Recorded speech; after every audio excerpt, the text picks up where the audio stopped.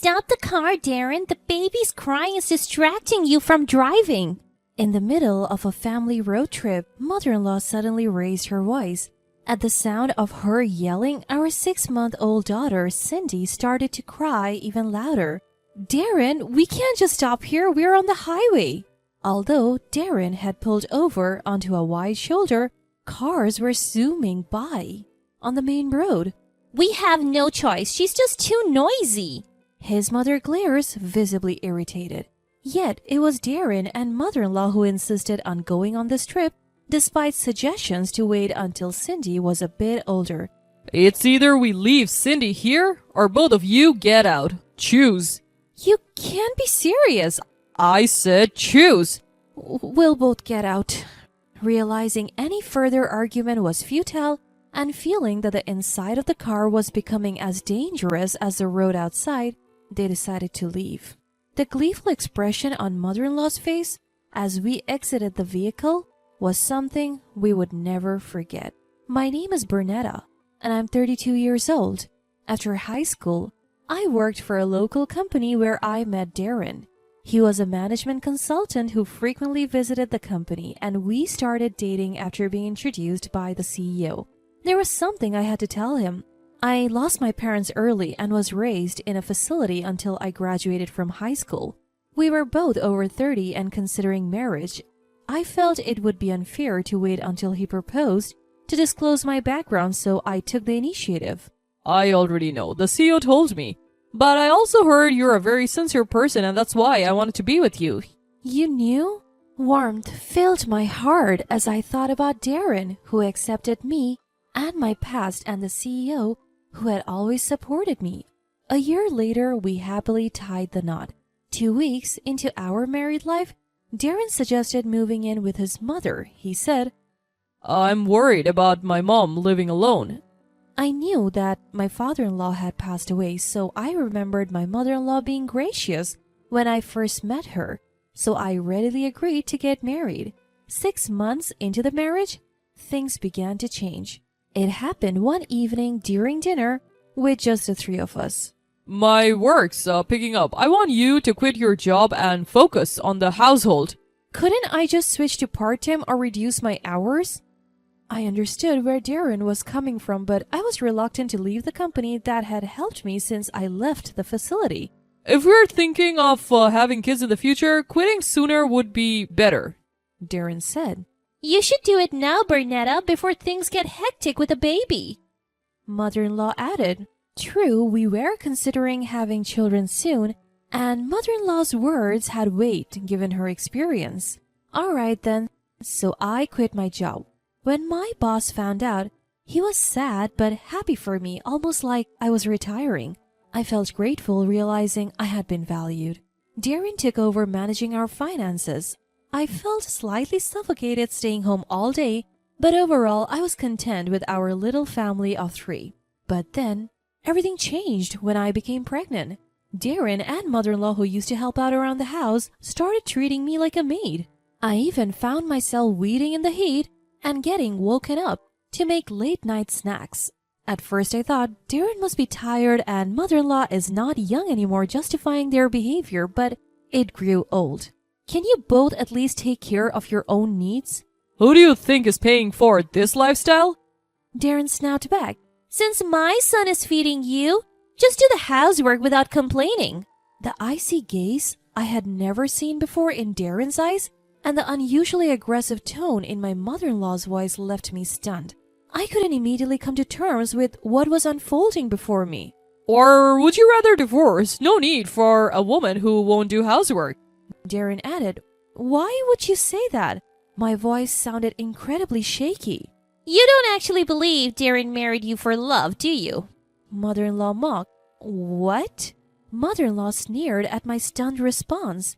We just needed a maid who would look after us. No one would willingly marry a fool like you. We have been kind to prevent you from running away, but now that you're pregnant, that's not a concern. We'll be making full use of you from now on. Darren said. I was biting my lip without realizing it. I felt pathetic, realizing neither Darren nor mother-in-law considered me family. It worked out this time. Mother-in-law gloated. What do you mean? Darren was married before his ex-wife went back to her parents because we overworked her. When I heard from my boss you had no family, I thought it was perfect, no place to run. Darren added, this time they had me quit my job, took control of the money, and got me pregnant, making escape impossible. Frustrated, thinking it was all a setup from the start, I glared at Darren. What's with that look? If you have a problem, why not just divorce? The divorce papers Darren thrust in front of me already had his signature on them. But I didn't have the confidence to raise our upcoming child on my own, so divorce wasn't an option for me. He knew that and still showed me the papers. I won't divorce you, I managed to say, my voice trembling. Fast forward 3 months, and while working as a maid, I safely gave birth to our daughter Cindy. I thought things might change with the child in the picture, but the same old routine of being treated like a maid awaited me after leaving the hospital. Worse, neither Darren nor my mother-in-law showed any interest in Cindy. 6 months after Cindy was born, I was cooking in the kitchen when I overheard a cheerful conversation from the living room. Mom, your birthday's coming up, right? I think I can get some days off. How about a 3-day trip? Oh, how delightful. Let's go. Darren was the classic mommy's boy. I had sensed it since we got married, but after my pregnancy, he stopped hiding it. Despite giving me the bare minimum for living expenses, he showered his mother with spending money. She was living it up, lunches, shopping, you name it. It seemed like he was planning to fund this trip from our household budget too. Bernetta, handle the booking and packing, will you? Caught off guard, I was shocked. Me? An overnight trip isn't possible with Cindy yet. What are you talking about? Who's going to look after us if you're not there? Yeah, it's my birthday. You should celebrate with me. I wanted to argue against their absurd reasoning, but looking at them shouting, I knew it was futile. I reluctantly agreed to go on the trip. So there I was, on the first day of our vacation, having taken care of all the arrangements. We were headed to the hotel with Darren driving. I looked up the hotel you booked online. It's highly rated. Seems pretty upscale. Good job getting us a reservation. Even a woman like you can be useful sometimes. I returned their cheerful smiles ambiguously. Their words irritated me, but it was better than them being in a bad mood.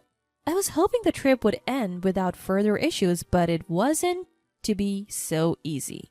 On the highway, Cindy began to cry. Feeling the tension rising in Darren and mother-in-law, I tried to soothe my daughter as quickly as possible. But the unfamiliarity of the trip seemed to make it impossible for her to stop crying. Shut her up already. I'm sorry. You wouldn't think I was apologizing for our own daughter, but it's all I could do. Then out of the blue, Darren pulls over onto the shoulder of the highway. Either leave Cindy here or both of you get out. Choose. What? We can't just do that. Even though it's the shoulder, cars are zooming by at terrifying speeds.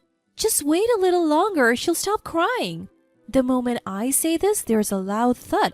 I thought we had been rear-ended, but it was actually Darren slamming the door. We're both getting out. Seeing Darren's face full of rage made me feel just as unsafe inside the car as out. And as soon as we exit the car, Darren speeds off, leaving us stranded on the highway. As the car speeds away, mother-in-law shouts out the window, You'll be fine if you stay on the side. You won't get hit. My eyes well up with tears of humiliation, but I'm the only one who can protect this child. I had been complying with Darren and mother-in-law, thinking Cindy would be better off, but I realized that was a mistake. I'm going to give it my best, sweetheart. Wiping away my tears, I vowed to escape from those two. 2 days later is the checkout day at the hotel we had booked. Waiting for a call from Darren, my phone rings as expected around 10 in the morning. Hey, they're saying the stay costs $10,000 without the baby. What's going on? Get over here now. The price is totally different from what we reserved. I can hear mother-in-law ranting in the background. I can't help but grin because things are going just as I had predicted. The hotel owner is an acquaintance of a former boss. The reduced rate was a courtesy because of Cindy. What are you saying? When they had asked me to book the hotel, I had called a place where I had a connection, and the hotel owner, thrilled to hear about my daughter, offered us a discounted rate as a celebration. So the normal rate applies if Cindy isn't there. Besides, it seems like you two lived it up at the hotel, didn't you? That's why it's $10,000. Darren and mother-in-law had been sending pictures of lavish meals and rented pools during their stay, clearly to taunt me. Why didn't you mention this crucial detail before? I didn't think you would dump us on the highway. What's with that tone, huh? You think this is a joke? I'm just stating the facts. Listen, don't get cocky just because we're on the phone. Who do you think is taking care of you when you have no money, no job, and no education? Exactly. You can't escape us, so you better come home now. If you don't, we're going to drag you back here. I used to crumble under their intensity, but this time was different. Well, even if I return home, I won't be there. What? What are you talking about? Actually, after being left stranded on the highway, I reached out to my former boss since I had no one else to turn to. My boss quickly came to get me, and upon hearing the situation with Darren and mother-in-law, he was livid. He offered me some living expenses and a place to stay. He even introduced me to a lawyer for the divorce settlement. So when I received Darren's call, I was in the apartment that my boss had set up for me. Also, I have already filed for divorce. We're strangers now, so please stay out of my life. You? What are you doing on your own? You were the one who initially talked about divorce, right? And just so you know, this conversation is being recorded. I'll be claiming damages for the insults. I had followed my lawyer's advice and recorded the call. Wait, you're serious? Of course, Bernetta, we should talk things over if you're getting a divorce. The proportion of anger in their voices started to wane, replaced by bewilderment and confusion. Then I handed my mobile phone to the man who had been listening to the conversation beside me. Darren, you've really outdone yourself this time. Is that you, boss? I have always had a soft spot for Bernetta since you work for us. I introduced you because you seem competent, but your character seems to be lacking. Darren seemed to sense something from my boss's heavy sigh and began to panic. Wait, hold on. We are terminating your consulting contract with us. Wait a second, boss. You can't make a decision based only on what my wife is saying. I have my side of the story too. Seeing how Bernetta was left on the highway, I'm not interested in hearing your excuses. Normally, Darren could talk his way out of anything, but it seemed even he knew he couldn't justify leaving us behind on the highway. So he just fell silent. I've already told the hotel owner to charge you the standard rates. Don't think you can get a discount now. If Bernetta wants to go for a cheaper rate, I can put in a word for her. I took the phone back from my boss. Bernetta, please, I promise to change. I'll even help around the house. Just forgive me this one time. Bernetta, I'm begging you too. While it's true that there were some good memories with you as my family, actually, I cut off Darren's hopeful tone and continued. But the bad overwhelmingly outweighs the good, and considering Cindy, I can't live with you. I don't even want to see your faces or hear your voices. All future communications will be through my lawyer. Ignoring their lingering cries on the other end, I hung up. Bernetta, you did well. Yes, but it feels so liberating. Seeing the CEO's warm smile, I felt like I had cracked my most genuine smile in a long time. After that, word spread about how Darren left me stranded on the highway after being cut off by CEO Leslie at his workplace, and he ended up on disciplinary leave. Even when he returned to work, the atmosphere was harsh, and he eventually quit. With no savings due to his mother's lavish spending, he had a hard time finding a new job. In the end, they both resorted to living in a terrible environment while working part-time. As for me, thanks to the CEO's intervention, I was able to return to my previous job as a full-time employee. Concerned about Cindy, I spoke to human resources and found out a daycare had been set up in the company. I'm the first one using it for my daughter. I plan to give it my all as a working mom from now on.